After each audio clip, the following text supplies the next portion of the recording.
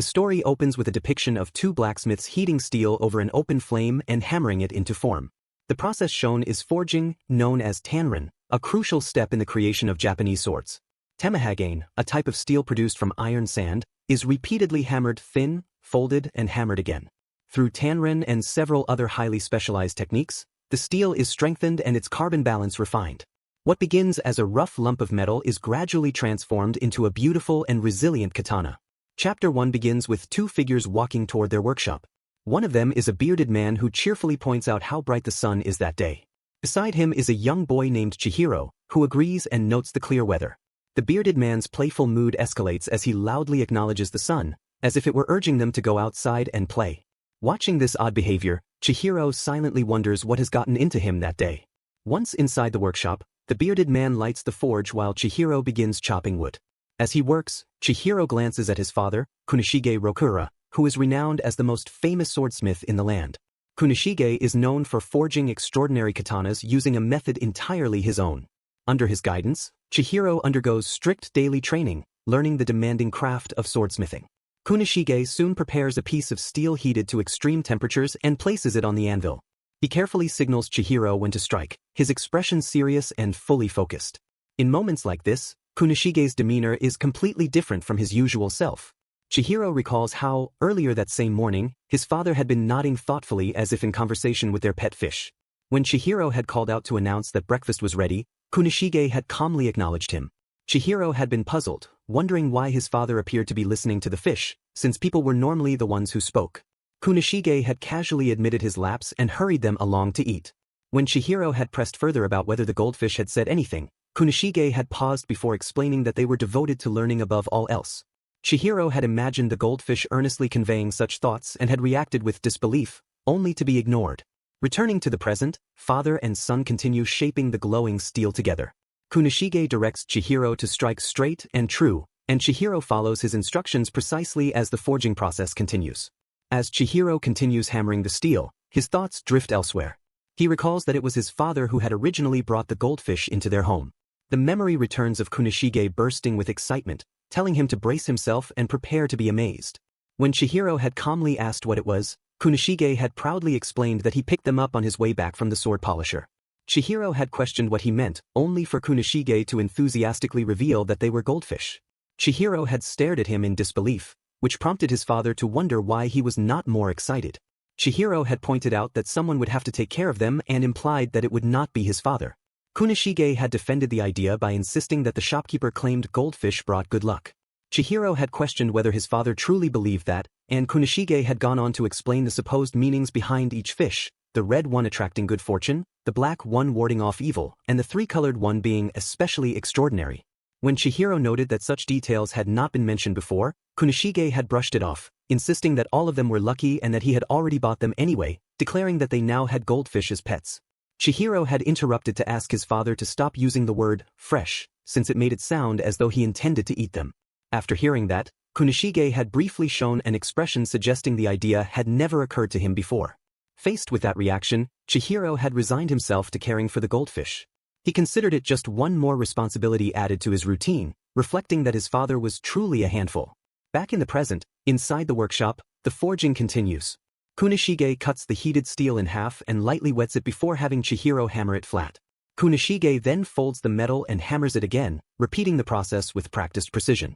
Outside the workshop, a man appears and hears the steady clang of metal striking metal. Recognizing the familiar sound, he remarks to himself that they are hard at work again. Inside, Kunishige suggests taking a break for lunch. Chihiro agrees. Kunishige comments on how Chihiro's arms are getting stronger from the training. After a brief show of pride, Kunishige even suggests that Chihiro's arms might now be bigger than his own.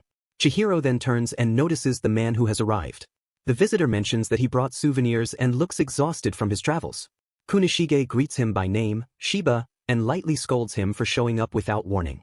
Shiba apologizes and asks how Chihiro has been doing, to which Chihiro responds that nothing has changed.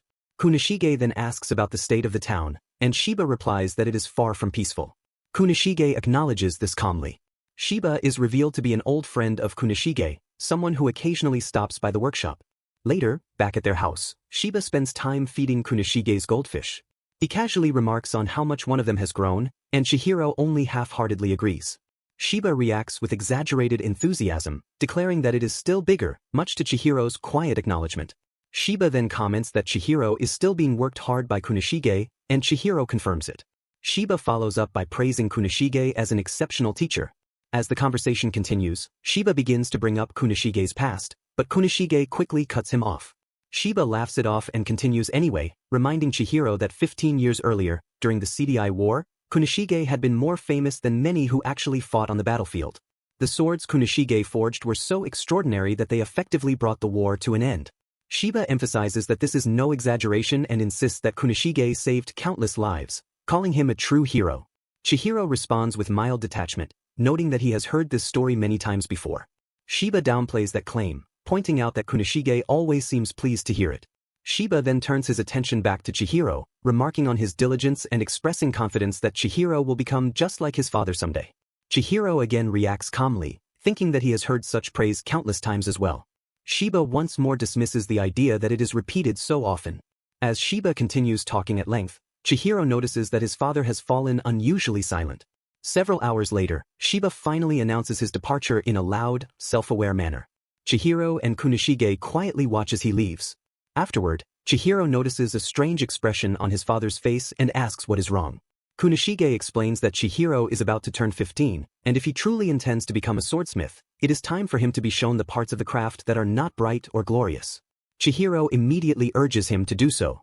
Kunishige hesitates, groaning slightly, but Chihiro firmly clarifies that he is not joking about his ambition.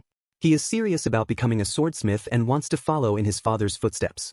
After a brief pause, Kunishige exhales and accepts this, acknowledging that he understands. Kunishige then leads Chihiro into another room, where a single katana rests. He explains that there are several more stored in the basement, most of them forged before Chihiro was born. These are swords that were used during the war. Kunishige reflects on how katanas have historically saved lives and ushered in new eras, but he stresses that they are also tools designed to kill. As Chihiro watches, Kunishige unsheathes the blade and slices cleanly through a bamboo stalk. Kunishige continues by explaining that swords are complicit in the deaths they cause, and that if they fall into the wrong hands, they can be used to kill innocent people. For that reason, swordsmiths must always be conscious of the consequences of their work. A katana should only be wielded by those devoted to defeating evil and protecting the weak, and that responsibility applies to the swordsmith as well. After sheathing the katana, Kunishige adds that a swordsmith must possess firm principles and a sense of accountability. One day, Chihiro will sell his first katana, and when he places it into someone else's hands, those heavy responsibilities will rest on his shoulders. Kunishige questions whether Chihiro can bear that burden. After thinking it over, Chihiro admits that he does not know the answer yet, but he is determined to accept that responsibility regardless. Kunishige smiles in quiet acceptance and signals that it is time to return to work. When Chihiro reacts with mild surprise at how brief the exchange is, Kunishige makes it clear through his actions that nothing more needs to be said. If his son truly feels that way, then all Kunishige needs to do is believe in him. Watching this, Chihiro thinks to himself that this response perfectly embodies who his father is. As Chihiro looks at his father's back, he points out the mess Kunishige has left behind. Kunishige reacts sheepishly, acknowledging it as a simple mistake. Elsewhere in the city, inside the Korigumi Yakuza base, a grim decision is made. The Yakuza boss gives the order to execute someone. 38 months later, inside another Korigumi Yakuza building, a white-haired Yakuza mercilessly cuts down a protester. The boss observes the scene and remarks that this man is the last remaining member. He decides that a swift death would be too merciful. Irritated, he throws several anti-Korigumi movement posters at the protester, angered by their existence. He demands information about the remaining members of the movement. The white-haired Yakuza notes that the protester is terrified into silence. When the protester finally mutters something, the boss presses him to speak clearly. Gathering what strength he has left, the protester erupts in defiance, declaring that the city was peaceful before the Korigumi arrived. He condemns them for ruling the streets through violence, seizing land and wealth at will, and brands them as parasites infesting the city. Enraged, the boss strikes him but admits a twisted admiration for his courage. He then reminds the protester that the Korigumi are backed by a powerful force. The protester identifies this backer as a sorcerer and dismisses the threat. He declares that while adults may live in fear, he refuses to submit. He insists that the presence of a sorcerer is no excuse to surrender the city to the Korigumi and demands a chance to confront that power directly. At that moment, a new voice interrupts. Branches suddenly burst forth across the protester's face as a sorcerer appears. The sorcerer calmly informs the Yakuza boss that payment to the officials has been received. Turning his attention to the protester, he reflects that bravery often stems from ignorance and questions whether the man has ever truly witnessed sorcery. The protester responds only with clenched teeth. The sorcerer presses the point, recognizing that this must be the man's first encounter. Satisfied, the sorcerer remarks that as long as payments continue, they have no interest in how the Yakuza conduct their operations. However, the appearance of rebellious upstarts like this makes him question the Koragumi's control. The Yakuza boss immediately apologizes. The sorcerer responds by stating that the citizens must be properly taught their place. Raising a hand marked with black flame tattoos, the sorcerer activates his magic and begins to fade away. Before vanishing completely, he notes that the tree formed by his spell will eventually disappear. As the sorcerer vanishes, the Yakuza boss bows deeply in reverence. At the same time, elsewhere, Chihiro is riding a train when someone calls out his name. He turns and finds Shiba, whom he acknowledges in return as Shiba takes the seat across from him. Shiba casually eats a grilled smelt as they ride together, which Chihiro pointedly ignores. Chihiro reminds him that they were supposed to meet at the station, but Shiba brushes it off and instead comments on the pleasant weather. Chihiro silently notes how unusual it is to see someone casually walking around while eating grilled fish. Noticing Chihiro's stare, Shiba offers him the fish.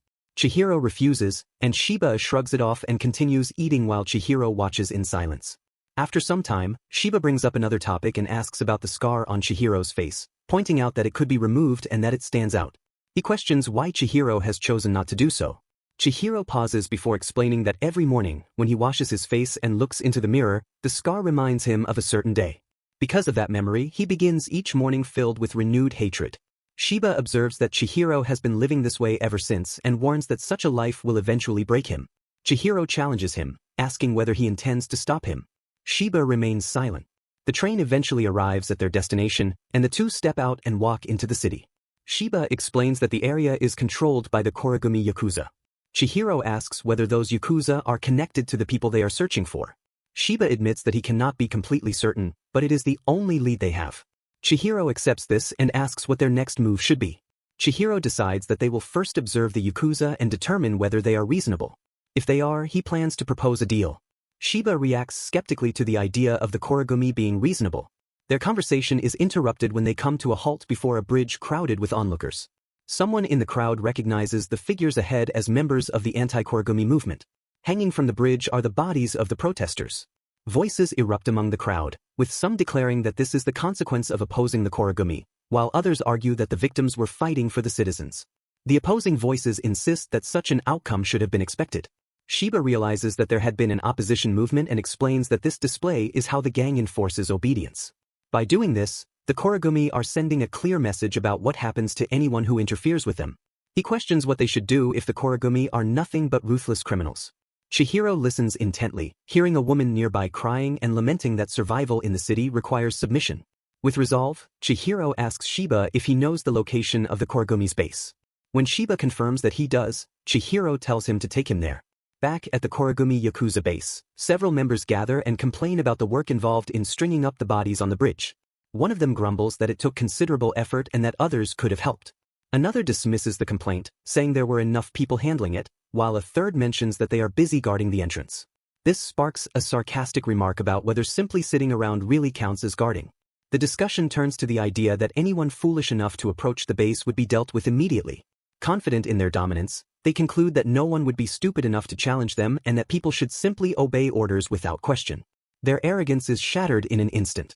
A sword suddenly strikes the table near them, and in the same moment, one of the men has his throat cut open. Blood sprays across the room as his body collapses onto the table. Standing behind him is Shiba, who calmly gestures ahead, indicating that he will handle the remaining Yakuza. Before anyone can fully react, Chihiro drops down onto the table with blinding speed. He seizes one of the Yakuza by the face, briefly apologizing for intruding on their conversation. In a single, fluid motion, he spins his katana and slashes through the throats of the remaining men, killing all three almost instantly. Elsewhere inside the Korigumi building, the Yakuza boss is speaking on the phone, acknowledging a report and praising the results before hanging up. He then turns back to the captured protester and coldly explains that resisting is pointless. If the protester continues to hold out, the Yakuza will simply target his family. When the protester insists that he has no family, the boss counters with new information, revealing that the man has a younger sister. The protester's shock confirms it. The boss hands a document to one of his subordinates and orders him to retrieve the sister from the listed address. He cruelly remarks that the protester can regret not hiding her more carefully. As the Yakuza begin to leave, the protester finally breaks, desperately offering to reveal everything he knows. At that moment, as the door opens, blood suddenly bursts from a Yakuza's shoulder.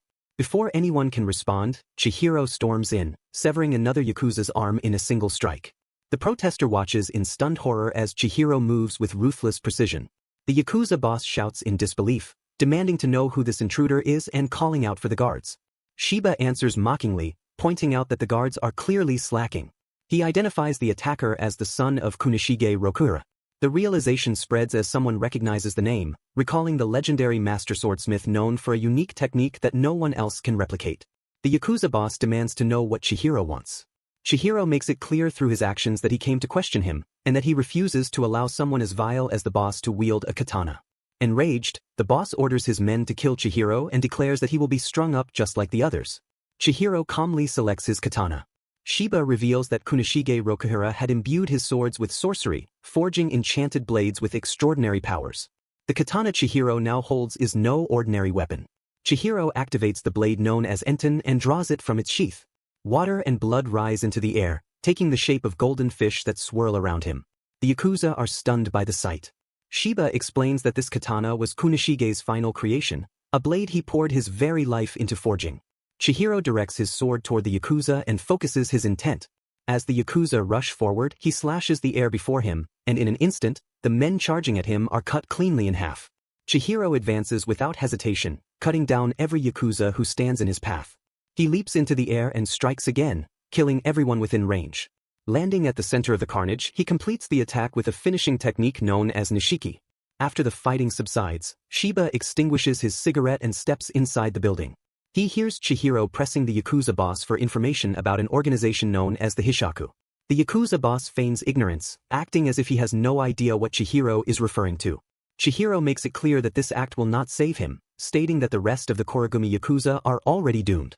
Shiba checks on the injured protester to see if he is still alive. Finally, the Yakuza boss admits the truth, describing the Hishaku as monsters beyond human understanding. Chihiro listens in silence as the boss warns him that anyone who challenges such beings is insane. Chihiro shows no hesitation, making it clear through his resolve that sanity no longer matters to him. Regardless of whether they are monsters or not, Chihiro is determined to hunt them down and cut them all down. Chapter 2 opens with Shiba loosening and removing the ropes binding the protester. After freeing him, Shiba gives him a reassuring pat, acknowledging how brutal the ordeal must have been. The shaken protester expresses his gratitude and wonders who his rescuers are. Shiba briefly introduces himself, then shifts his attention toward Chihiro. Chihiro stands before the Yakuza boss and makes his resolve unmistakably clear. Whether the Hishaku are monsters or not is irrelevant to him, he intends to hunt them down regardless. The Yakuza boss clenches his teeth in silence as Shiba leans in close, pressing the point that Chihiro's words should not be taken lightly. Shiba makes it clear that he is there as backup, reinforcing Chihiro's position. Chihiro acknowledges Shiba's support. Chihiro then lays out what little information they currently have. The Hishaku are known to have first appeared 4 years ago. Beyond that, details are scarce. Shiba adds that this limited knowledge is all they have to go on. Chihiro continues, explaining that rumors describe the Hishaku as a small but elite group of sorcerers, though nothing about them is confirmed. Shiba remarks on the uncertainty, prompting Chihiro to glare at him. Shiba gets the hint and backs off, jokingly questioning whether his commentary is needed, while Chihiro shows clear irritation. As Shiba moves away, Chihiro turns his full attention back to the Yakuza boss, demanding that he reveal everything he knows about the Hishaku. Under pressure, the boss finally gives in and begins to speak. Chihiro waits intently for more information, while Shiba escorts the protester away, suggesting that they step outside for some air. Suddenly, the Yakuza boss cries out in agony. Chihiro reacts instantly, sensing something is wrong. The boss's face begins to tear apart unnaturally, and Chihiro's eyes widen in alarm. In the next moment, branches violently burst from the Yakuza boss's body. Chihiro quickly leaps out of the way and urgently signals Shiba and the protester to run. The protester freezes in terror as the spreading branches rip through everything in their path and surge toward him. Convinced that he is about to die, he braces himself. At the last second, Shiba appears in front of him, shielding him from harm. Shiba forcefully pushes the protester to the ground to get him out of danger. Though the impact leaves the protester groaning in pain, he hears Shiba apologize for being rough and checks to make sure he is still all right. The protester slowly opens his eyes in confusion, realizing that he is now outside. As he sits up, he expresses his gratitude to Shiba and tries to ask how he was saved. Shiba remarks that the shock is understandable, since witnessing sorcery of that level would overwhelm anyone.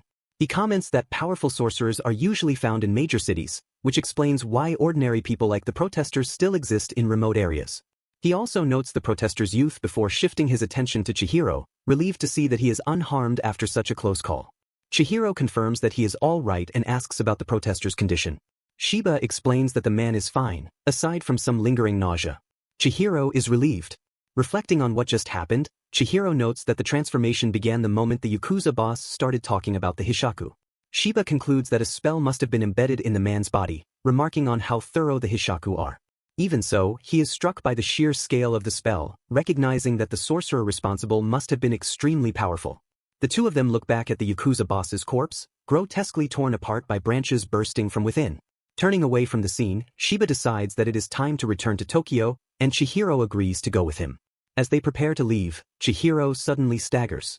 Shiba quickly catches him, warning him to take it easy, as he has overexerted himself. Shiba reflects internally that just 3 years ago, Chihiro had no real combat experience at all. Although Chihiro has yet to unlock the true potential of the enchanted blades, his progress has been remarkable. Shiba's thoughts drift back to the past, to the Rokuhara household. 3 small statues once stood around the workshop and home, forming a magical barrier that protected the family and alerted Shiba to any intrusion. On the day the barrier was breached, Shiba rushed there immediately. When he arrived, he was met with devastation. The entire Rokuhara home lay in ruins, and Chihiro was sitting beside Kunishige's bloodied body. Shiba was frozen in shock, teeth clenched, as he saw Chihiro crying. He ran to the boy, calling out to him in panic. Chihiro snapped back to awareness and turned toward Shiba. Shiba demanded to know what had happened. Chihiro set his katana down and explained that 3 sorcerers had suddenly attacked. He remembered seeing his father stand to fight despite being badly weakened. The last thing Chihiro recalled before losing consciousness was the sight of a sorcerer with a black flame tattoo on his hand. When he awoke, he found that Kunishige was already dead. In Shiba's mind, memories of the war surface. During that time, Kunishige had forged 6 enchanted blades and sent them out into the world. After the war ended, he had retrieved all 6 and hidden them beneath the workshop. Now, however, every one of those blades is gone. Shiba focuses back on Chihiro, relieved that he survived, though he immediately notices Chihiro's injury and worries about his condition. Chihiro reassures him, insisting that the wound is nothing serious. Chihiro recalls his father explaining the nature of the enchanted blades, each imbued with a unique power. He remembers thinking that creating such a katana was the kind of goal he should strive for. Kunishige responded ambiguously, telling him to listen carefully. The lessons weren't about simply forging strong enchanted blades. Chihiro would have to understand the world through his own perspective, consider what kind of katana it truly needed, and why. Kunishige reflected on this every day, and over time, Chihiro would learn alongside him. Chihiro agreed, but teased that if his father wanted to talk seriously, he should wear a more serious shirt, something less distracting. Kunishige, surprised, insisted he thought it looked cool. The memory shifts to a darker moment. Chihiro standing over Kunishige's bloodied body, tears streaming down his face. He screams in anguish, demanding to know who had done this and whether they understood how much his father cared about his craft.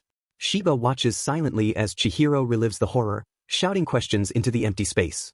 Shiba quietly apologizes, wishing he had arrived sooner, and wonders how the attackers even discovered the Rokuhara household. Chihiro's thoughts return to the sorcerer with the black flame tattoo on his hand. His eyes widen as he resolves that the assailants must understand his father's beliefs and that he will show them the consequences. He will cut them all down. Shiba reminds himself that the katana Chihiro wields now is the very one Kunishige spent years perfecting after the war, giving his life to protect, the 7th enchanted blade. In the present, Chihiro reflects that since that day, there has been no reliable information about the Hishaku or the enchanted blades. Now, just as they finally have a lead, he realizes that someone could already be using his father's swords for evil. Determined, Chihiro knows he must find the Hishaku and recover the enchanted blades as quickly as possible. Under the moonlight, Chihiro watches the magic flowing across his katana. Shiba quietly enters the room and calls to him, noting that he is awake. The city around them hums with activity, somewhere in Tokyo. Shiba explains that everything is ready to move, and Chihiro asks for clarification. Shiba reveals that they arrived just in time. They finally have a lead. An enchanted blade has been sighted. Chihiro nods, resolute, and declares that they will go. Chapter 3 begins with Hineo explaining the nature of Tokyo to newcomers. She notes that Japan is a society where katanas are common. While owning one is legal for self-defense, it also makes the world more dangerous. For this reason, leaders of yakuza gangs and large corporations constantly seek stronger protection. That's where sorcerers like the ones in Tokyo come in. There are over 1,000 in the city, more than anywhere else in Japan. Her job is to connect those parties, and the Hishaku Information Wanted poster is a request from one of her regular clients. Hineo recalls an incident 3 years earlier. Shiba had stopped by and casually asked how things were going. Hineo had replied that things were fine, asking what he had been up to. Shiba had given a vague answer, but Hineo had already prepared a few tempting options for him. He could serve as a bodyguard for the CEO of Saikosha, the Ranjiki chairman's daughter, or the Tagetsu estate. Shiba, however, made it clear that he wasn't there for work that day. Hineo remembers the conversation turning serious. Shiba asked if she knew Kunishige Rokuhara. She responded that of course she did, surprised that he would even doubt her knowledge. Then he asked if she was aware that Rokuhara had been murdered. Hineo recalled being shocked by the news. Shiba explained that the Hishaku group had claimed responsibility and that some enchanted blades had been stolen. Hineo noticed Shiba's somber demeanor and pressed for details. He then told her the full story. That was the first time she realized Shiba had a direct connection to Kunishige Rokuhara. She even caught a glimpse of Chihiro. After hearing their story, she agreed to help, though nothing concrete had come of it. 3 years later, in the present, Hineo sits bored in her cafe, feeling the monotony of her routine. Tokyo is always the same, filled with yakuza and their brute force sorcerers. The sound of the cafe doors opening catches her attention, and she smiles, greeting the newcomer warmly. Her smile fades, however, when she sees a little girl standing in the doorway. Somewhere in Tokyo, Shiba and Chihiro enter the Haru Haru Cafe. Shiba calls out loudly, drawing attention, while Hineo scolds him to keep it down, clearly irritated by loud, older men. She immediately recognizes Chihiro and greets him enthusiastically, complimenting how cool he looks. Chihiro, slightly puzzled by all the excitement, thanks Hineo for contacting them and asks about the enchanted blade sighting. Hineo explains that the witness is sleeping in the back. They move to the back of the cafe and find a little girl snoring loudly. Chihiro and Shiba are surprised to see her, and Hineo confirms that she's the witness, having fallen asleep immediately after arriving. Hineo recounts how the girl had stormed into the cafe earlier, introducing herself and asking to hire a sorcerer for protection. The girl explained that a bad guy was chasing her. Hineo asks how much money she has, and the girl admits she has none. They playfully mimic each other saying, "Oh dear," and Hineo asks what kind of bad guy is after her. The girl explains that it's someone with the strongest sword, which instantly alerts Hineo. Back in the present, Hineo excitedly points out that this is their aha moment. The strongest sword could very well be an enchanted blade. Shiba tempers the excitement, noting that it's too early to be sure and that the child might just be imagining things. Chihiro agrees, and Hineo insists that even the smallest lead is worth investigating. While they listen, the little girl mumbles in her sleep.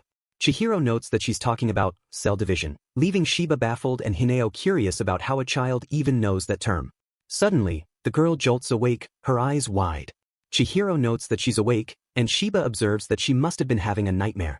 The girl immediately asks if the sorcerers are there to protect her. Shiba starts to question her, trying to understand why someone is after her, but the girl pouts and looks down. He remarks that it didn't take long for her to show the truth. She has no home. When asked about parents, she shakes her head. Chihiro silently notes that she must be an orphan. Shiba considers that they may have to take her to an orphanage. Before anything else can happen, Chihiro asks about her last meal. The girl's stomach growls at that exact moment, making her admit she hasn't eaten. Chihiro internally wonders about the meaning of, and there it is, realizing the urgency of her situation. Chihiro notices that the little girl hasn't eaten anything and asks if she wants something to eat. The girl excitedly shouts, "Tempura soba." Chihiro is taken aback but realizes she already knows what she wants. Outside a restaurant in Tokyo, Shiba watches silently, thinking about how skilled Chihiro is at taking care of others, an ability honed from years of training with his father. He continues smoking his cigarette, observing the scene. Inside the restaurant, a waiter serves the little girl a bowl of tempura soba, while Chihiro gets a simple cold soba. The girl introduces herself as Char. Chihiro thanks the waiter, then introduces himself. Char enjoys her soba, declaring that if anyone asked whether it was tasty, she would say yes. After they finish eating, Chihiro tells Char that he will take her to an orphanage, where she can meet other children and play. Char is shocked, believing that the soba was part of a deal for protection. Chihiro clarifies that there was no such deal, echoing Shiba's earlier warning that the cafe is no place to play around. Char insists she wasn't joking, but when Chihiro asks why a bad guy is after her, she refuses to answer. Chihiro eats his soba while watching Char pout. As they continue eating, Chihiro notices a strange man enter the restaurant and sit behind them. After a moment, he prompts Char to explain about the super strong sword. Char responds that a cloud comes out of it. Chihiro's eyes widen. He recognizes this as a detail matching one of the enchanted blades. He wonders if it's a coincidence, but the specificity of the detail convinces him it's serious. He asks Char if she's really not joking, and she emphatically confirms she isn't. Chihiro then asks if the bad guy had a flame symbol on his hand, and Char replies that she doesn't think so. Behind them, Chihiro notices tension in the restaurant. The waiter confronts a man who refuses to order, demanding he leave if he won't comply. Chihiro asks Char if it's just one man with a sword, and she reveals that he has multiple henchmen. Suddenly, the strange man behind them stabs the waiter with chopsticks, shocking everyone. The attacker remarks on finally finding Char and notices she has a bodyguard, expressing annoyance. Chihiro asks what kind of person he is, and someone calls him invincible. Without warning, a Daruma doll appears and explodes, hurling Chihiro out of the restaurant. Outside, bystanders panic, some shouting that a sorcerer is involved. Chihiro realizes that Char wasn't lying. Someone is after her, and what she saw was indeed an enchanted blade. He understands that the sorcerer is working with whoever possesses the blade. He chastises himself for doubting Char. Meanwhile, the strange man emerges from the restaurant, magically holding Char. He notes that she is still alive, calling it problematic. Char pleads for her safety, and Chihiro steadies himself, ready to act, acknowledging that she is counting on him. Chapter 4 begins immediately after the explosion. While Mr. Shiba sleeps peacefully inside the car, Chihiro prepares himself to act. The strange man considers the situation troublesome. Chihiro focuses on his first priority, which is rescuing Char. After that, he plans to confirm whether the sorcerer is connected to an enchanted blade. He activates Enten. The strange man makes it clear that he only wants the child and has no interest in Chihiro. Chihiro draws his katana and unleashes the technique known as black. In an instant, the magical binding holding Char is severed. Char's eyes widen as the strange man realizes that the attack was sorcery capable of slicing spirit energy itself. Chihiro calls out to Mr. Shiba. Mr. Shiba immediately responds and catches Char midair as she is freed. He warns her that it might hurt, but the two vanish before the strange man can stop them. The sorcerer turns toward them in disbelief, but they have already disappeared, leaving him scoffing in frustration. Mr. Shiba and Char reappear safely inside the car. Char wakes up in confusion, unaware of what just happened. Mr. Shiba explains that she passed out during the escape and checks to see if she feels sick. When she doesn't, he reflects that there truly was a dangerous sorcerer after her. Char asks about the strange phenomena she witnessed, realizing it was sorcery. Mr. Shiba explains that sorcery is fueled by spirit energy, which is essentially life force that lies dormant within every human being. He notes that Char has it as well. Char curiously checks herself, contemplating the idea of spirit energy.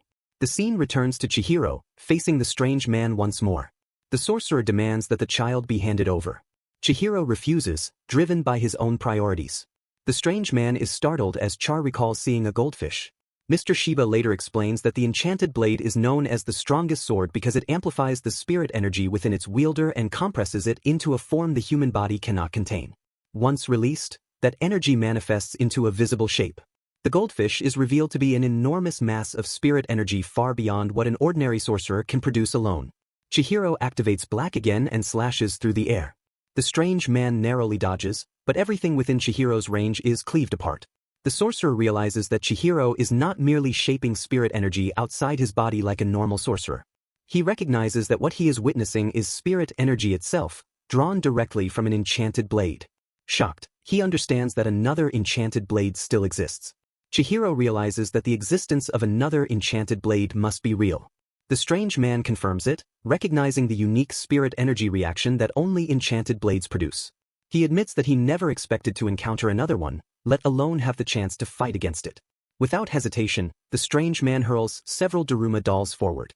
Chihiro evades them swiftly and presses for information about the whereabouts of the other sword.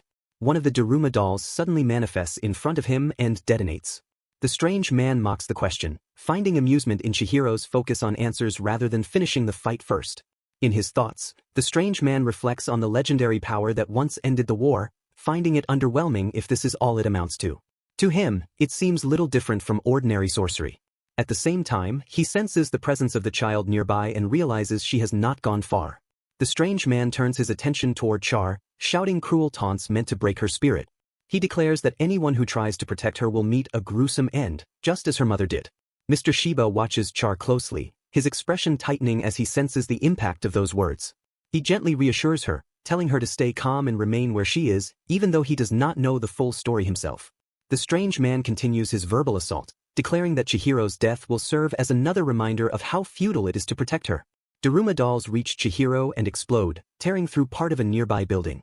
Char looks on in horror from the car, unable to stay put any longer. She opens the door and steps out, only to meet the strange man's gaze as he emphasizes that she is completely alone. At that moment, Chihiro activates Red. A massive wave of spirit energy erupts around him, overwhelming the battlefield. He resolves to put an end to this before worrying about answers. Both Char and the strange man witness the surge of power. The strange man is shocked to realize that Chihiro blocked the attack and that the enchanted blade possesses multiple abilities. Chihiro rushes forward and activates Black, unleashing another slicing attack. The strange man narrowly avoids it, realizing that Chihiro had been holding back until now. As Chihiro prepares to strike again, the strange man counters by releasing more Daruma dolls, anticipating another flying slash. Chihiro reacts instantly, leaping into the air to evade the attack, drawing a cheer of relief from Char. In a sudden reversal, the strange man appears behind Chihiro and restrains his arms before he can respond. Believing he has secured victory, the sorcerer tightens his hold. Chihiro immediately activates Red once more, focusing its invincible power, and turns his blade backward. The strange man barely has time to recognize that Chihiro has made his move before he feels the full force of the counterattack strike him. As Char observes the battle, Mr. Shiba explains that the power of Red is not limited to defense alone, as it absorbs attacks and seizes control of them. He points out that this is why he told her to stay put. Chihiro breaks free from his restraints, sending the strange man stumbling backward. He then calmly sheathes his katana, and a car materializes nearby. Inside the vehicle, Char excitedly reacts to what she just witnessed, praising Chihiro's performance. Chihiro reflects on her words, finding her choice of praise unusual. Char boldly declares that he is worthy of protecting her, which prompts Chihiro to recall that she claimed to have no money, a remark she brushes off without concern. Seeing Char again brings Chihiro back to the strange man's earlier words about her being all alone. He resolves that while he has a goal more important to him than anything else, pursuing those who are after her will also bring him closer to that objective. Because their paths and interests align, he decides to protect her. Char is delighted by this decision, happily agreeing that shared interests make the arrangement perfect. Chihiro then turns his attention back to the strange man. He grips him by the tie and prepares to interrogate him. Chihiro intends to get answers about who the man's superior is, why they are targeting the child, and, recalling Char's description of a sword that releases clouds, the current whereabouts of the enchanted blade known as Cloud Gouger. Chapter 5 returns to the cafe, where Char expresses her gratitude to Hineo for the new clothes. Hineo is pleased that they were able to find something suitable for her, noting that while the size is slightly off, Char still looks great in them. After spending some time talking with Chihiro, Hineo confirms that the information she provided was accurate. Chihiro thanks her and acknowledges that it was a huge help. As the conversation continues, the topic shifts to why sorcerers are targeting Char, a question that even Chihiro does not have an answer to. Their discussion is interrupted when Char complains about being hungry. Despite having eaten soba earlier, she barely had more than a couple of bites. Hineo reacts in shock but apologizes, explaining that there is nothing to eat at the cafe. Chihiro decides to head out to buy food and asks Hineo to watch over Char, which she readily agrees to. While driving, Chihiro's thoughts drift back to the earlier fight. He remembers how his hands had trembled, just as they did when he grabbed the cylinder-headed man by the tie. He recalls Mr. Shiba checking on him and commenting that after everything that had happened recently, he must be exhausted and in need of rest. Mr. Shiba had suggested that Chihiro take Char and the man's car back to rest, leaving the matter of the cylinder-headed sorcerer to him, promising to report back once he learned more.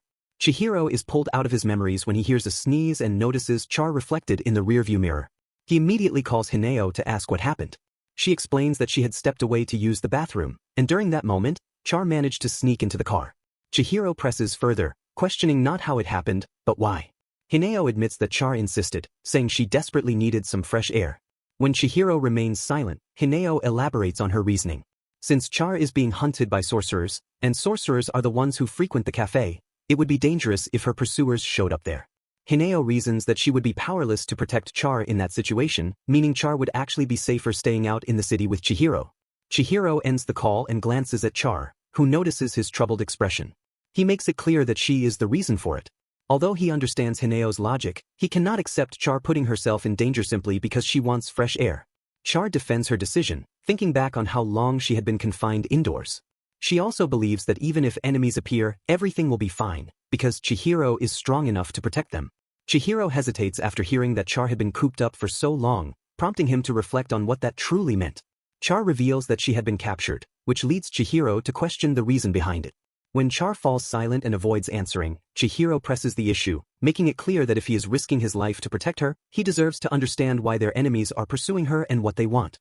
As Char lowers her gaze, Chihiro recalls the words of the cylinder-headed man and the brutal fate Char's mother suffered while protecting her. Choosing not to force the issue further, he shifts the topic and focuses on something simpler, asking what she wants to eat. Char eagerly settles on a sandwich. Elsewhere, around the same time, the cylinder-headed man finally regains consciousness. He attempts to move but finds himself unable to use his sorcery, realizing he is being restrained. Mr. Shiba is there, making it clear that he is the one in control and that only answers will earn any leniency. Sitting across from him, Mr. Shiba demands information about the location of an enchanted blade. When the captive feigns ignorance, Mr. Shiba applies pressure to his feet, forcing him to abandon the act and reveal what he knows. The cylinder-headed man mocks the attempt, so Mr. Shiba escalates the pain, crushing his feet and repeating the question. Under duress, the man warns that speaking would doom them both, insisting that the safest course is to hand over the child. He claims that the force backing this pursuit is far more powerful than anything Mr. Shiba can imagine, and that he wants no part in it. Back in the city, Chihiro and Char arrive at a sandwich shop. Char is immediately delighted by the sight of the food and expresses her gratitude for the meal. Chihiro is momentarily confused by her wording but reminds her not to make a mess. Char happily digs in, savoring the taste and clearly enjoying herself. Once she finishes, Chihiro suggests returning. Instead, the next stop turns out to be an ice cream shop. Char treats dessert as an essential conclusion to the meal, admiring the display before indulging. Once again, Chihiro warns her about making a mess, and once again, she ignores his concern in favor of enjoying every bite, reacting with pure delight. Chihiro quietly wonders about her unusual expressions before asking if they can finally head back. Even then, the outing is not over.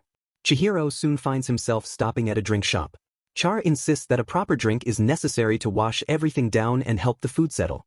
Chihiro starts to protest but stops himself. After Char finishes her drink, she confidently explains the importance of completing the process, speaking as if she were an expert. Watching her, Chihiro can only wonder who she thinks she is, as her carefree attitude continues to contrast sharply with the dangers surrounding them. Somewhere in Tokyo, inside a secluded building, a man lounges calmly in a pool while receiving a report from the battered and tortured subordinate. He expresses interest in the information, finding the situation unexpectedly fascinating. The defeat of the Diruma-wielding enforcers now makes sense to him, especially after learning about an enchanted blade shaped like a goldfish, something he has never heard of before. If such a weapon truly exists, then the legendary 6 enchanted blades may not be the only ones. This realization raises an even more intriguing question in his mind: why a child would possess such a weapon? To him, the mystery only grows more exciting. He asks whether there has been any word from the others, but receives confirmation that there has been none. Irritated, he reflects on how difficult the trail has been to follow and curses the Diruma user for his incompetence. He recalls giving explicit instructions to act discreetly, yet the man merely observed from afar and returned without even tailing the child. In despair, the tortured man begs for death, but the man in the pool instead decides that it is time to change strategy. Rather than proceeding cautiously, he chooses to escalate matters and orders the child's cage to be opened. Back with Chihiro, the outing finally comes to an end. Char appears relieved and content, clearly having eaten her fill. Chihiro recognizes her satisfaction without needing confirmation. After a brief pause, Char reflects on her past, recalling how she had been confined in darkness for a long time, surviving only on bland, mushy food. She remembers her mother repeatedly telling her to live a happy life, and she realizes that, at least for today, she truly feels happy. Chihiro quietly acknowledges this to himself. As Char lowers her head, seeming ready to say something more, their moment is interrupted when the traffic light turns red and Chihiro's phone begins to ring. Chihiro answers the call and learns it is Mr. Shiba. Mr. Shiba asks about Chihiro's current situation, and Chihiro explains that he is driving and that the circumstances are complicated, with Char in the car. He asks whether the cylinder-headed man revealed anything useful. Mr. Shiba confirms that he did, explaining that they now know who the next target is. The name revealed is Genichi Sojo, a powerful weapons dealer who dominates Japan's underworld. He is a major figure operating behind the scenes, and the cylinder-headed man works under him. It is Sojo who is pursuing Char, and he is also in possession of the enchanted blade known as Cloud Gouger. As the traffic light turns green, Chihiro notices that the cars around him remain motionless. Char points out the light, confused by the stillness of the crowd outside. Mr. Shiba continues his analysis, explaining that based on the cylinder-headed man's testimony and the fact that Sojo wields an enchanted blade, there must be a connection to the Hishaku. Without warning, Chihiro's car is suddenly immobilized as the tires seize up and the traffic light shifts to yellow. The road ahead begins to distort and swirl unnaturally. Over the phone, Chihiro hears Mr. Shiba say that he will contact Hineo and put her on the case. They plan to regroup at the shop and proceed from there, with Mr. Shiba extracting a bit more information before heading out himself. As Chihiro looks ahead, a cluster of men materializes from the distortion, one of them identifying Char as their target.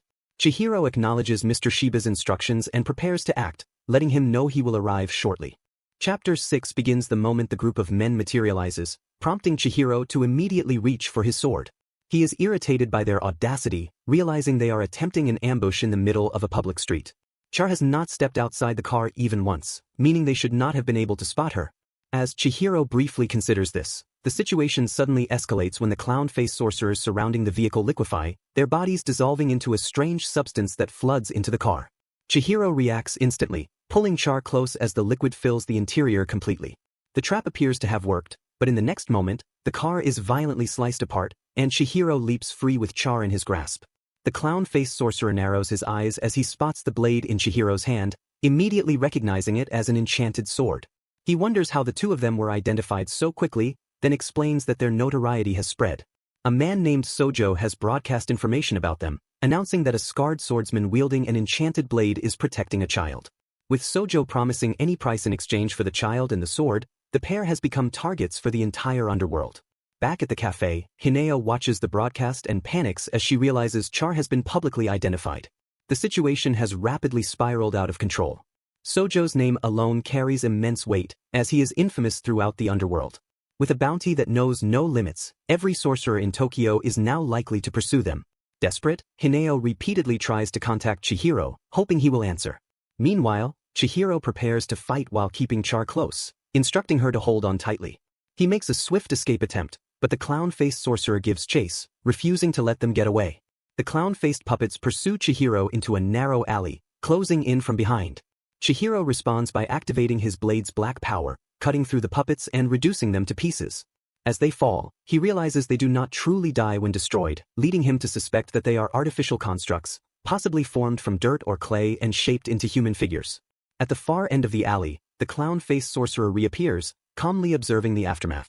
He reflects on the enchanted blades, recalling how he has witnessed their true power on the battlefield.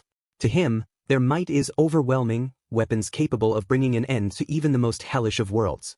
Chihiro realizes that the sorcerers surrounding him are veterans of the war. The clown-faced sorcerer, observing the situation, appears relieved and concludes that not all 6 enchanted swords possess overwhelming power, or perhaps the one wielding this blade is still too inexperienced to fully draw out its potential. Either way, he sees no reason to push himself. In an instant, puppet-like sorcerers surge in from all directions. Chihiro cuts them down again and again, but they keep coming without end, making it clear that the only way to stop them is to defeat the one controlling them. As the battle grows increasingly chaotic, one of the puppets manages to seize Char. Chihiro reacts in shock, and that brief lapse opens an opening. Amid the sea of puppets, another sorcerer emerges. He reaches toward Chihiro, and before Chihiro can respond, everything goes dark. Chihiro is overwhelmed by memories of his past, moments shared with his father during an ordinary meal, the image of his father covered in blood, and the sight of him lying lifeless. The memories abruptly cut off, leaving only emptiness. Chihiro snaps back to the present, gasping for air. Disoriented, he wonders how much time has passed, only to realize that it has been mere seconds, despite feeling far longer. The newly arrived sorcerer explains that this distortion of time is the result of psychological induction. By reading brainwaves, he can track his targets, and when close enough, he can interfere with their minds, forcibly dragging buried trauma to the surface. Chihiro struggles to stand as the effects of the mental manipulation linger, his brain still reeling from the intrusion. As the two sorcerers observe Char, the clown-faced one identifies her as the last surviving member of the Kayanagi clan. Chihiro, hearing this, is left confused by the revelation. The sorcerers briefly discuss what to do with her, dismissing rumors that consuming the flesh of the Kayanagi clan grants immortality as complete fabrication. They reflect on how nearly the entire clan was exterminated because of such a false belief. Still, the question remains as to why Sojo is so intent on capturing this child. To demonstrate the truth behind the rumors, the second sorcerer takes Char and brutally injures her leg, causing her to cry out in pain. Almost immediately, the wound begins to heal before their eyes. The rapid regeneration shocks the clown-faced sorcerer, confirming that the Kuyanagi clan does indeed possess extraordinary abilities. The second sorcerer explains that Sojo intends to exploit this power in some unknown way, adding that because of her bloodline, Char's life will be anything but peaceful. Deciding to escalate the situation further, the second sorcerer prepares to push the confrontation to the next level. As an afterthought, he reaches down and seizes Chihiro's katana, recognizing that they will need it as well. The clown-faced sorcerer seizes Char by the arm, intending to hand her over, while Chihiro reacts with fury at the sight of her being touched. The second sorcerer is confident that Chihiro will be dealt with quickly, but in that instant, Chihiro draws a second blade and intercepts the katana aimed at him. The sorcerer is stunned, unable to comprehend how Chihiro is still able to move. Driven by rage and resolve, Chihiro recalls the day that defines him, the moment that fuels his every action, and realizes that this encounter has only made his purpose clearer. Chihiro activates Nishiki. In a flash, the second sorcerer is decapitated before he can even react. Almost simultaneously, the clown-faced sorcerer's puppets are shredded apart, reduced to fragments before he can process what has happened. Body parts scatter through the air as Chihiro charges forward like a storm. The clown-faced sorcerer rushes to counterattack, unleashing all remaining puppets and attempting to threaten Chihiro with Char's life. The threat is cut short when, in the blink of an eye, the arm holding Char is severed. For a brief moment, Char keeps her eyes shut, frozen in place. Chihiro immediately pulls her to safety. Surrounded by fallen enemies, he reflects on the truth of the situation, realizing that the reason she is being hunted is because of her extraordinary physical abilities. He understands that she kept this secret out of fear that he might try to exploit her powers, and that she had only begun to open up because she finally believed she could trust him. Chihiro looks down at Char, the tension easing slightly, but the moment is interrupted when her hunger returns. He realizes that she had vomited everything she ate during the fight and offers her the food he had been saving for himself. Filled with guilt, he apologizes inwardly for everything she has been forced to endure. Char, despite everything, accepts it calmly, showing resilience even after the trauma she has suffered. Chapter 7 begins immediately after the battle. Chihiro becomes aware that a man named Sojo has begun broadcasting information, openly announcing that he is willing to pay any price to obtain the child and the sword. Realizing the danger, Chihiro decides that they need to leave at once, especially since their car has been completely destroyed and escape is urgent. Before he can move, another sorcerer appears at the far end of the street. Almost instantly, a masked sorcerer blocks his path from the front, clearly motivated by the bounty Sojo has placed on them. When Chihiro turns to find another route, yet another sorcerer is already standing there, cutting off his escape. With no choice but to fight, Chihiro steadies himself as the sorcerers close in. He waits for the first strike, his hand trembling as it hovers over his katana. One of the sorcerers suddenly charges toward him, and just as Chihiro is about to draw his blade, an unfamiliar man appears at his side and stops him, signaling that the sword is not needed. In the next instant, the man vanishes and reappears behind the charging sorcerer, striking him with a powerful kick to the head. The masked sorcerer reacts in shock, unable to understand how someone could move so quickly without sorcery, dismissing it as mere physical skill. Another sorcerer attempts to cast a spell, but the man effortlessly blocks the attack and immediately grasps the situation. The masked sorcerer notices an insignia on the man's clothing and watches in disbelief as the man leaps into the air and kills the spellcaster with a single punch, casually acknowledging the opponent's strength afterward. Realizing the gravity of the situation, the masked sorcerer raises his hands in surrender and quickly backs down. He recognizes that the man, despite wearing civilian clothes, must hold a high-ranking position, possibly at the level of a colonel. Understanding that he would be opposing the nation itself if he continued, he abandons the fight and flees. The man laughs as the masked sorcerer escapes, then greets Chihiro, indicating that they have not seen each other in a long time. Chihiro recognizes him as Mr. Azumi and expresses gratitude for the timely assistance, noting to himself that Azumi defeated the attackers without using sorcery at all. Char, confused by the sudden intervention, wonders who the man is. Mr. Azumi observes that Chihiro is clearly in trouble and remarks that this situation is outside his official assignment. Nevertheless, he decides it would be best to leave immediately and offers to take them with him. Chihiro thanks him and checks on Azumi's injured hand. As Char continues to question his identity, Azumi examines his hand while Chihiro explains that, unlike civilian sorcerers who deal with yakuza and corporations, Azumi belongs to the Kaminabi, an organization that operates directly under the government. At that moment, Azumi cries out in pain, drawing attention to the injury he had brushed off moments earlier. Back at the cafe, Mr. Azumi arrives together with Chihiro and Char. He greets Hineo and Mr. Shiba upon entering, prompting immediate confusion and suspicion from Mr. Shiba, who wonders about his purpose there. Hineo assumes that Azumi has come to take Char into custody, causing Char to freeze in shock. Mr. Shiba then turns his attention to Chihiro, questioning whether he already knew about Char's situation, only to be distracted by the revelation that his car has been destroyed, leaving him momentarily speechless. Mr. Azumi explains that, although he would like to intervene more directly, the role of the Kaminabi has remained unchanged since its founding after the war. Their duty is strictly to eliminate threats to the nation rather than interfere in individual affairs. Mr. Shiba dryly remarks on how rigid that mindset is and expresses relief that he left the organization. In contrast, Char becomes visibly excited at the implication that she can remain with Chihiro, fidgeting happily with her clothes as everyone watches. Mr. Shiba notes how delighted she looks, while Chihiro struggles to understand the situation. Mr. Shiba then presses Azumi for his true reason for coming.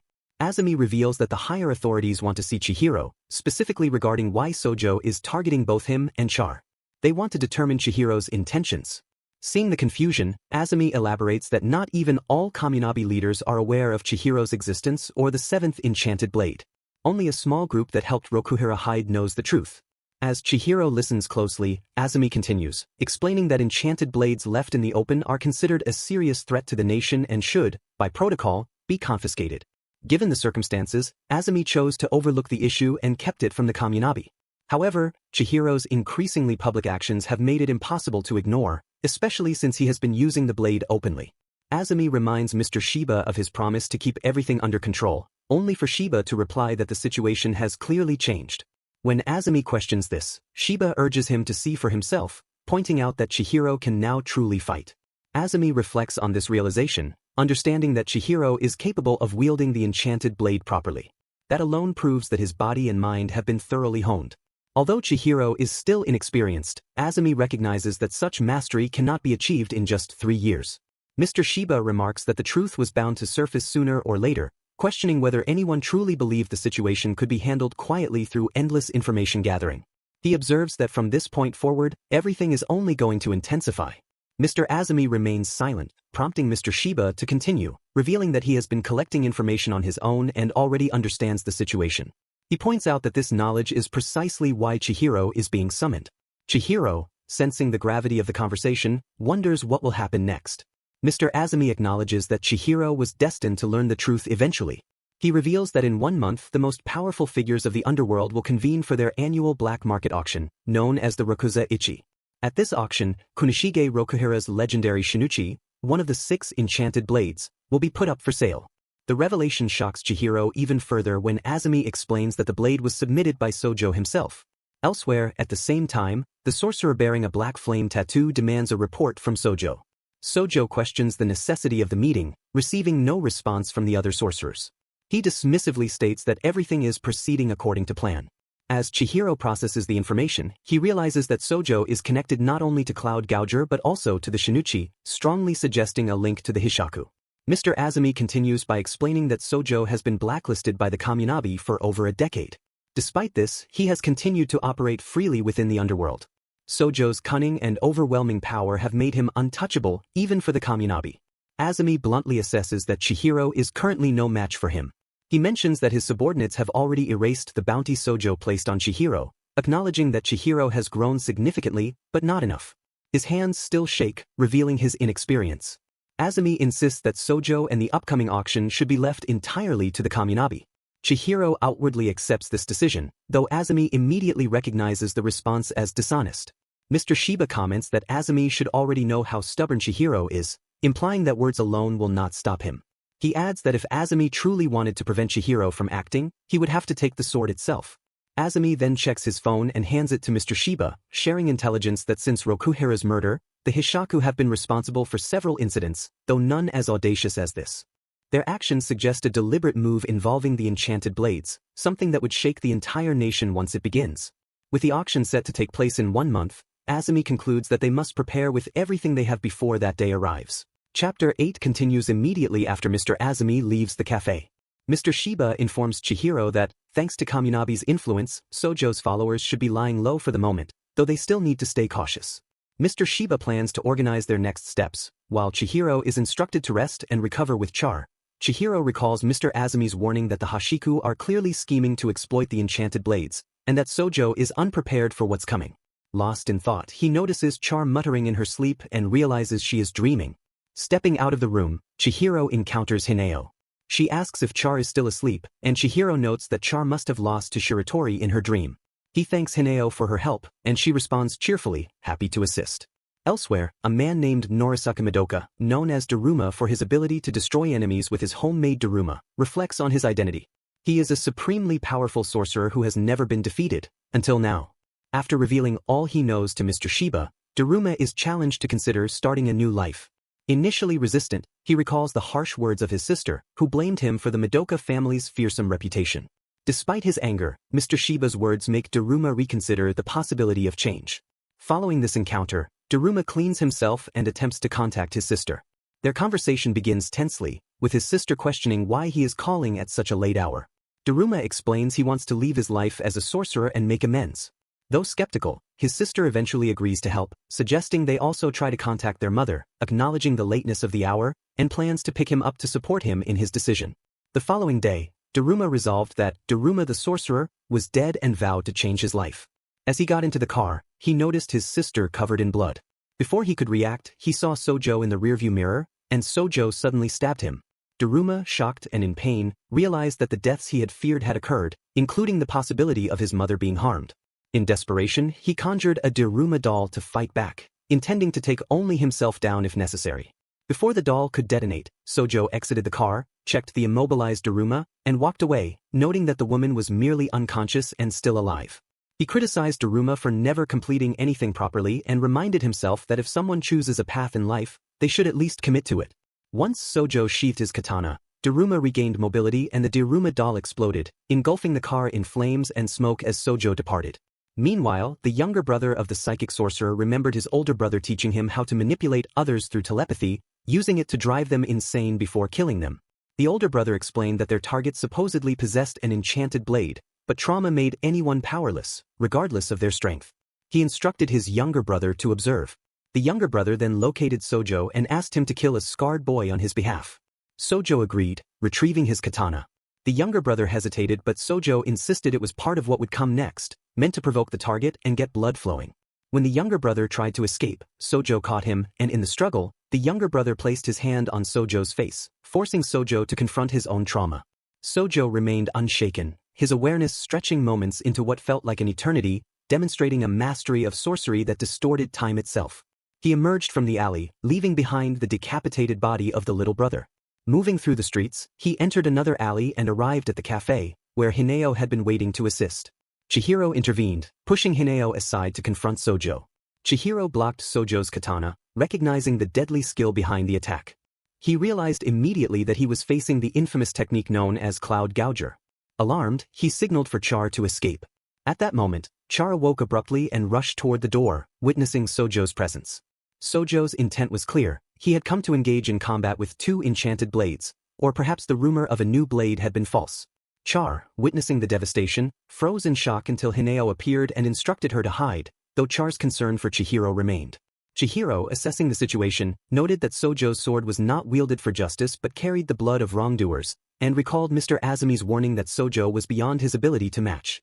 In response, Chihiro activated Enten, a surge of power signaling his readiness to fight, drawing a smirk from Sojo. Chihiro recognized the gravity of the moment. If Sojo had no right to wield his sword properly, then he must face the consequences.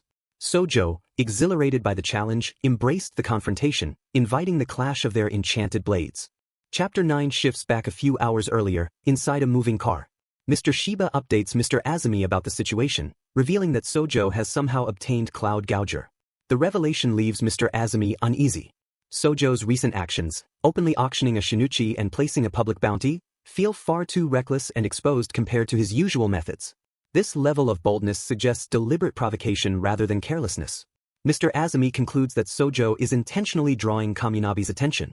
If Sojo truly possesses Cloud Gouger, then such confidence makes sense, as it implies he believes he can win an outright confrontation. Because of this, Mr. Azumi insists that Chihiro should stay out of sight for now. Mr. Shiba objects, emphasizing that Chihiro is more than capable of fighting, but Mr. Azumi acknowledges that strength is precisely why caution is necessary. He reflects on the Imperial War, when every enchanted blade was held by one side alone. No one has ever witnessed enchanted blades clashing against each other in actual combat. Back then, those weapons were wielded in empty battlefields, far from civilian eyes. Now, the situation is different. Mr. Azumi notices Mr. Shiba's distracted demeanor and sharply reminds him that the topic is serious. Mr. Shiba, however, can only note how quickly everything is escalating. Mr. Azumi recalls that the previous week marked the anniversary of the war's end, a time when special exhibits are often held. Children who visit these displays grow up admiring Rokuhira as a legendary hero. He imagines a child staring up at Rokuhira's image with sparkling eyes.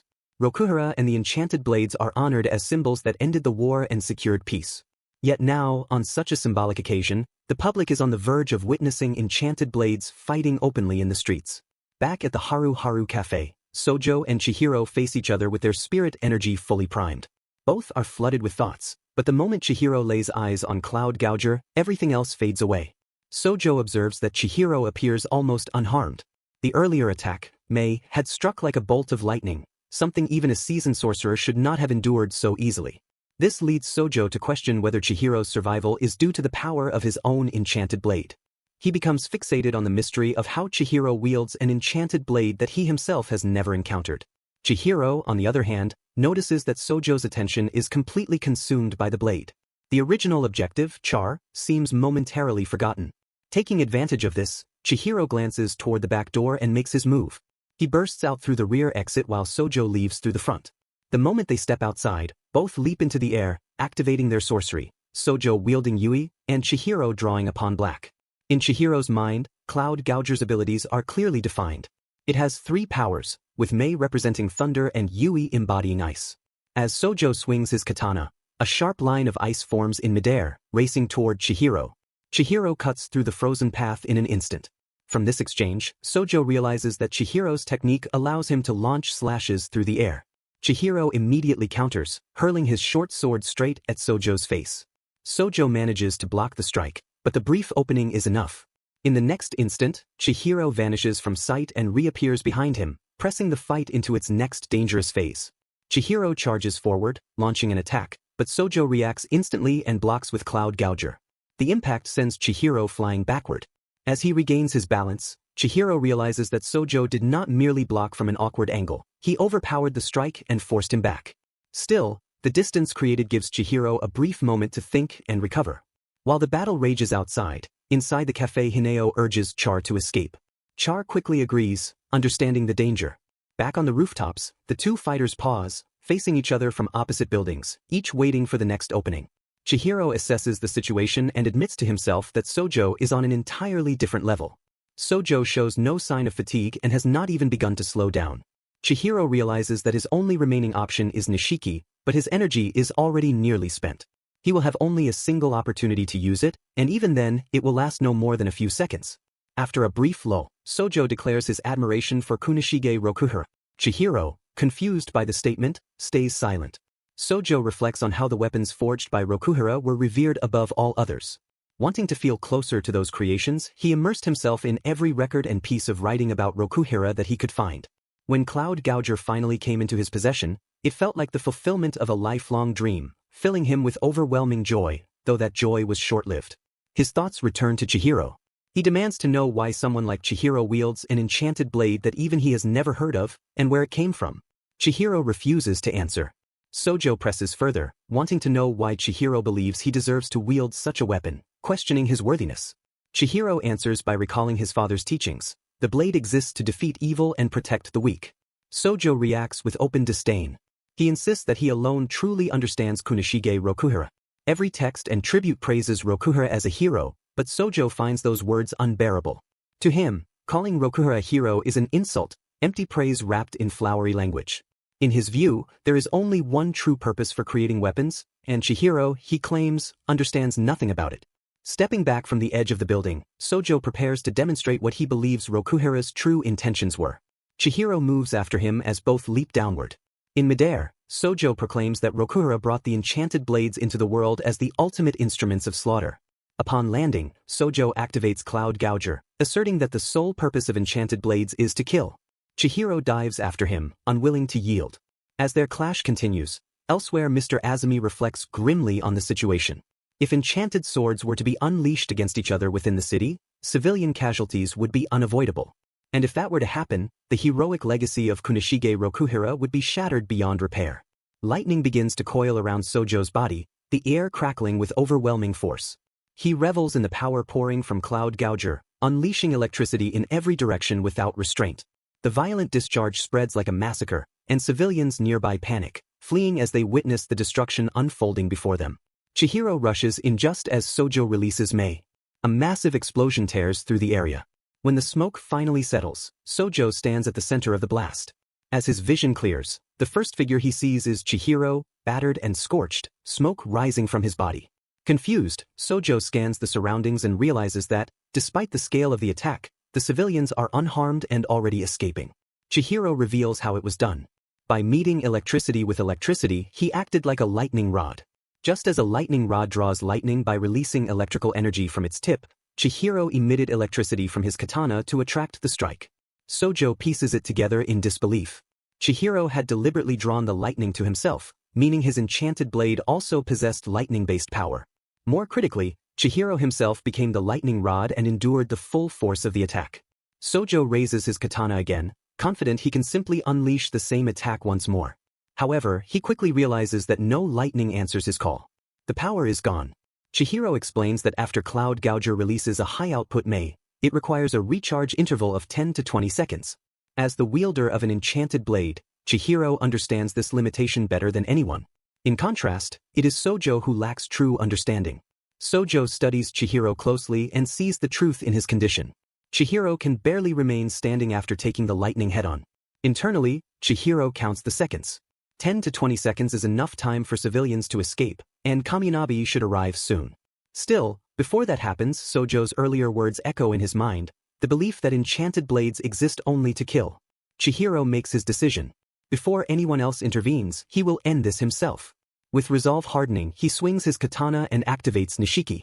Chapter 10 begins immediately after Chihiro activates Nishiki. In his mind, Nishiki functions as a cloaking technique, flooding every movement, each punch and kick, with dense spirit energy. However, before Chihiro can launch an attack, intense pain surges through his body. He squeezes his eyes shut, overwhelmed by the strain. Sojo mocks him for pushing himself too hard just to show off. Internally, Sojo realizes that Chihiro is still conscious despite the damage, likely because some energy leaked while Nishiki was charging. Mastering such a technique clearly requires more than a week. Sojo reflects on Chihiro's claim about protecting the weak, noting that Mei's recharge interval is nearly complete. He dismisses Chihiro's motive for protecting the child as dull and meaningless altruism. Elsewhere, Hineo and Char manage to escape. Hineo carries Char through the streets while Char counts the steps to distract herself. She offers to switch places if Hineo gets tired, and Hineo agrees, saying they will do so soon. The focus returns to the battlefield. Sojo declares that altruism is completely incompatible with Rokuhira's weapons, which he views as tools of mass destruction. Chihiro snaps at this, anger flaring as he charges forward, refusing to tolerate any insult toward his father. Sojo blocks the sudden attack, but the force of their clashing blades causes Cloud Gouger to slip from his grip. He recovers it instantly, yet he recognizes the change. Chihiro is now fighting with an entirely different level of power, along with increased speed. Realizing this, Sojo decides to use Ketsu. As Ketsu activates, the air around Sojo crystallizes into jagged spikes of ice. Chihiro breaks through from behind, but Sojo reacts just as quickly, launching a counterattack. Both fighters halt at the last moment, their blades stopping just short of each other. They simultaneously evade, narrowly avoiding a lethal exchange. Chihiro steadies his breathing. He realizes that Sojo did not merely react to his speed but attempted a precise counterstrike. His stamina is almost gone, and he knows he is reaching his limit. This has to end now. Before Chihiro can move, something catches his attention. A car in the distance, with several men inside, one of them sticking a leg out of the window. Sojo notices it as well and scoffs at the sight. Chihiro's focus locks onto that leg, and his eyes widen in shock. He realizes Char is there. In that instant, Chihiro understands his mistake. He had been so consumed by the enchanted blade that he never considered the possibility that Sojo had backup. Chihiro glances from Sojo to Cloud Gouger, weighing his options. Then he remembers Char's words, and his resolve hardens. In an instant, Chihiro vanishes from Sojo's sight. Sojo reacts too late, activating Mei in pursuit. Before the lightning can reach its target, another sorcerer intervenes, casting Gansui. A solid wall forms in front of the attack, blocking the lightning completely. The wall detonates under the force, smoke billowing outward. When it clears, Sojo finds himself surrounded. Elite Kamunabi sorcerers have encircled him. Sojo quickly counts them, 5 in total, all clearly high-level fighters. He considers fighting them off, but his confidence falters when he looks up and spots 2 familiar figures above the rest. Mr. Shiba and Mr. Azumi have arrived, and their presence changes everything. Mr. Azumi orders the Kamunabi forces to hold their positions. Mr. Shiba prepares to move after Chihiro, but Mr. Azumi stops him, warning that any sudden movement will provoke Sojo. Sojo assesses the situation and realizes that, in his current condition, confronting all of them would be reckless. Mr. Shiba argues that if he is being prevented from leaving, then they should end the fight here. Mr. Azumi refuses, pointing out that they are still in the city and that Sojo wields an enchanted blade. A full battle would risk further destruction, and the damage already caused is more than enough. Mr. Shiba reacts with visible frustration at Azumi's strict caution. Suddenly, Sojo activates Ko. Thick white smoke erupts and rapidly spreads, swallowing the entire area and obscuring everything from view. At the same time, Chihiro races after the car carrying Char. Drawing closer to its rear, he recalls Char's smile and forces his exhausted body to move faster. He bursts into the car, cutting down one of Char's captors and reaching for her leg, only to find that the leg is all that is there. Shock floods him. Chihiro drags the driver out of the vehicle and hurls the car into the air. He demands to know what they did with Char. The truth spills out. Under Sojo's orders, they deliberately mutilated her to confuse the enemy. The plan worked. They successfully deceived him. Chihiro presses further, asking about the other girl. The driver responds with cruel laughter, claiming that Hineo is dead. As the laughter continues, Chihiro's thoughts collapse into a single, undeniable clarity. The hand gripping his father's sword tightens. Chihiro's strength finally gives out, and he falls forward, but Mr. Shiba appears just in time to catch him. Chihiro asks about Sojo. Mr. Shiba explains that Sojo used Ko to escape and vanished completely. As Chihiro absorbs this, one final judgment settles in his mind. Sojo is nothing but absolute trash. Somewhere in Tokyo, inside a moving car, Char cries out in pain while several men watch in stunned silence as her severed leg slowly regenerates. Flesh and bone reform before their eyes, leaving them both amazed and unsettled. The sight fills the car with uneasy awe. The car door suddenly opens, and Sojo steps inside. The men turn their attention to him, eager to know how things went and whether he has fully mastered the enchanted blade. Sojo admits that he has not. In a real battle, wielding an enchanted blade is far more complex and dangerous than he expected. His hand still throbs, and Chihiro's words resurface in his mind. He realizes that his understanding of the blade is still shallow and that he must delve deeper into its true nature. One of the men shifts the conversation, noting that now the valuable material has been recovered, their plan can finally continue. Sojo agrees. The objective remains unchanged, to surpass Kunishige Rokuhira. The question arises about whether Sojo intends to abandon his interest in the newly encountered enchanted blade. Sojo immediately dismisses that idea. He recalls Chihiro revealing that Kunishige Rokuhira was his father. That revelation lingers with him, strengthening his resolve. Sojo believes that he and Chihiro still have much to discuss, and that their confrontation is far from over. Elsewhere, Chihiro sits in silence, his expression heavy and dark. A single, unwavering resolve fills his thoughts. He will cut Sojo down,